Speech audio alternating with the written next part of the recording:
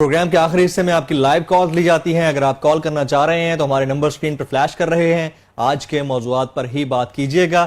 Programme کے آخری حصے میں ہم انسداد دہشت گردی عدالت کے حوالے سے بات کر رہے ہیں. انہوں نے فیصلہ محفوظ کیا ہے بے نظیر بھٹو قتل کیس کے حوالے سے. فیصلہ ایکسپیکٹڈلی کل سنایا جائے گا.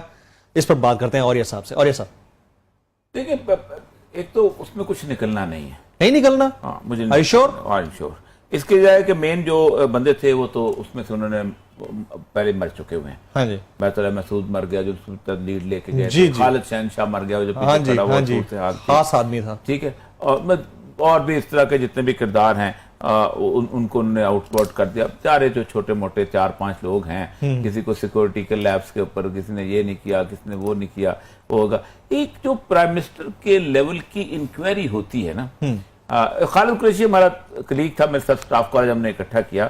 اس نے اس مشرف کے خلاف یہ باقاعدہ بنایا تھا یہ جو کیس تھا، اور وہ پورا کیس میرے پاس پڑی ہوئی ہے پوری. جو اس نے ایف آئی اے میں ہی was additional director F I A اس وقت. تو جس وقت ہم جہاں پر سٹاف کالج کرتے تھے وہ ساتھ اس معنی وہ بنا کے آیا ہوا. میں نے سارا پڑھا ہے. اور وہ کہہ رہا تھا کہ بے نظیر کے قتل کی آپ اس چھوٹے چھوٹے لیول میں 4 سپاہی اور 5 یہ اور دوسرے تیسرے اور ایک جناب بیک اپ گاڑی اس سے نہیں کر سکتے. یہ بہت بڑی کانسپریسی لیول.